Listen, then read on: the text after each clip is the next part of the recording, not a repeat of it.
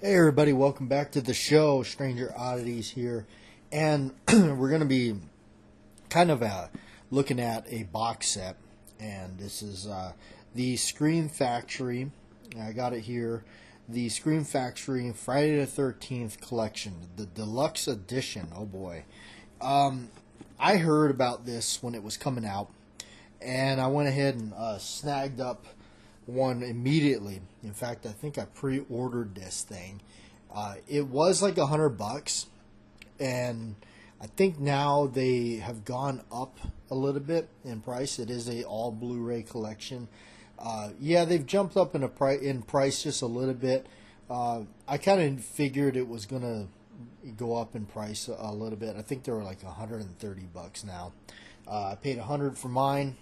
So they're kind of jumping up there in price. If you're a fan of this series, you don't have this, you probably might want to jump on getting this thing before it definitely goes out of print, and probably I can see this thing going for a lot of money later on. So I don't really, I'm not necessarily a collector of these things. I opened it, watched it, and obviously went through and kind of looked at all the artwork and everything in it. So, but no, it's a big old box set. The thing is quite large. You've got, let's see,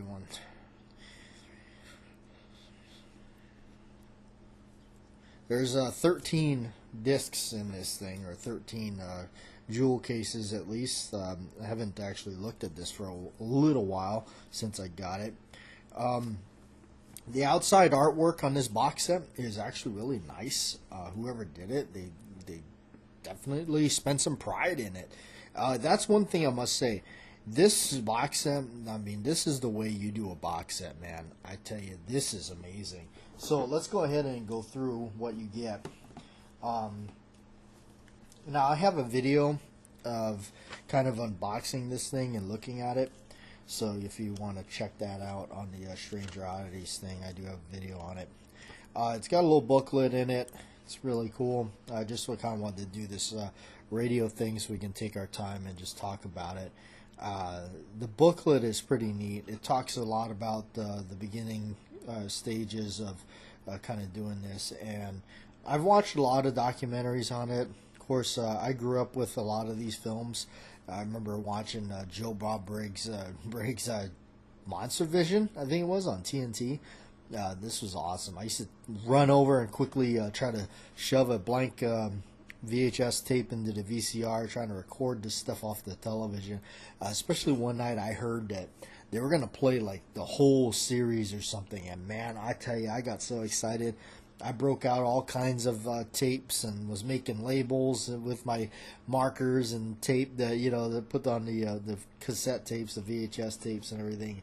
I was just excited. I couldn't believe they're going to play all of them. And so it was actually my my brother that actually saw the first Jason on TV. I remember he was like, "Oh yeah, Jason." He, for some reason, he always saw these things before I did. So the very first one I saw was the ending of Part 7, when Kane Hodder was Jason. And to me, for me, as a horror fan and all that, and I'm a big fan of, obviously, the Friday the 13th series, Kane Hodder is Jason. That's just who I choose as Jason. Kane Hodder is the actor, stuntman, that pretty much played Jason from Part 7, 8, 9, and 10. Yeah, there is that many of them. But he's kind of the guy that, to me, he gave the whole Jason character, he gave it that body, he gave it the attitude, he gave it life. Versus the other people that played him. No offense to them, but you can tell probably some of them just weren't as into it.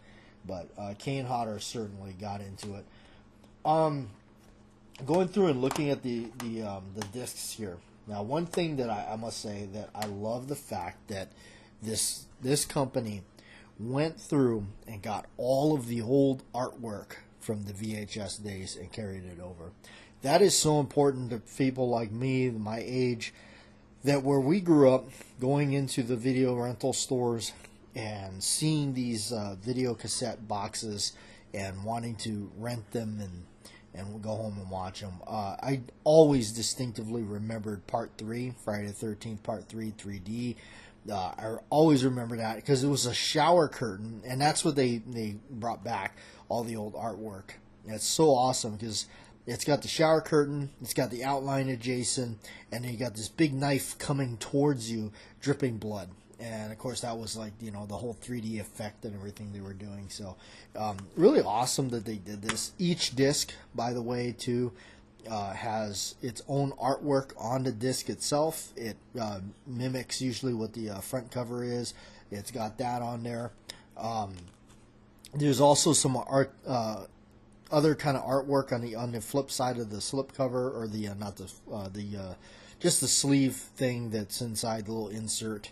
Not sure exactly what you call it, but that it's got some additional artwork, so that's what's neat about that. I remember renting this number because remember Part 3, because I remember like sitting there with my dad at like, you know, one of the video stores, saying, "Look, Part 2, he's got the bag on his head.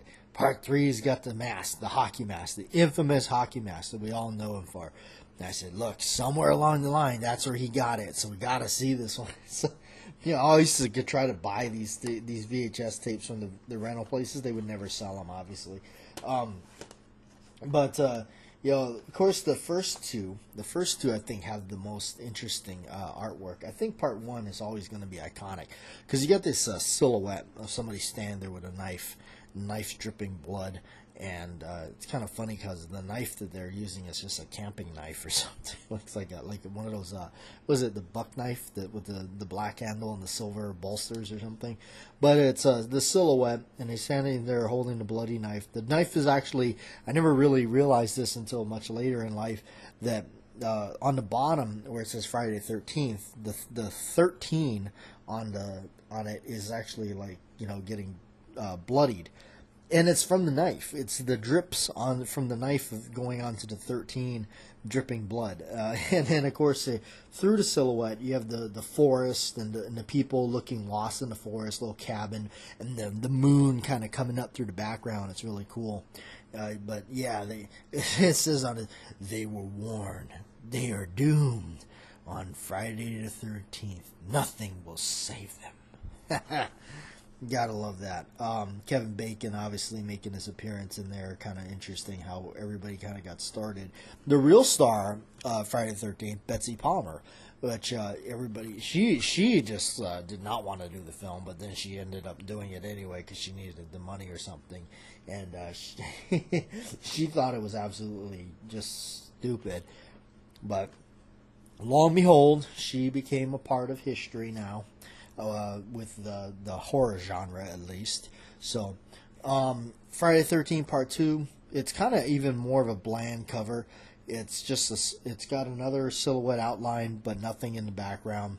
Holding an axe this time, dripping blood. And that was the cover. I recall. I remember seeing it. That was it. I always wondered, you know, what that was all about. Seeing that in...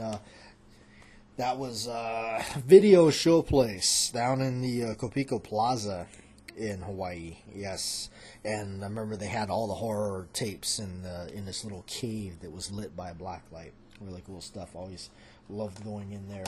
So then you know, so that's what's neat about all this. Part 4.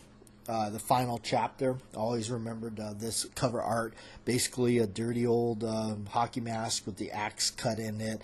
It's covered in blood. It's got the knife going through the eye socket in the mask. Great cover. You can tell they just kind of threw this together, spilled some, you know, fake blood all over it. But on VHS, that was a really cool cover. That was very intriguing because it says Friday the 13th, the final chapter. Oh boy, little did we know. But I remember seeing this. This was something I saw at the old. It was a grocery store. They had all these rental tapes. They had just an insane amount of horror tapes there, and it was a grocery store that had these for rent. So. Anyway, yeah, That's so cool. You got the hockey mask, the knife going through it, all the blood and everything, and so. But that's what I mean. This set is really neat. I like it because they really did take the time to address everything. I'm really glad that they added all the artwork in it and everything like that. So I must say, really cool box set. Scream Factory, you did a wonderful job of producing this, and also as well as including both rated and unrated version of Jason Goes to Hell, the final Friday. No, it was not the final Friday, but that was awesome that they included both unrated and theatrical cuts on that one. Of course, it's probably the not as good because Jason really isn't in it. Yes.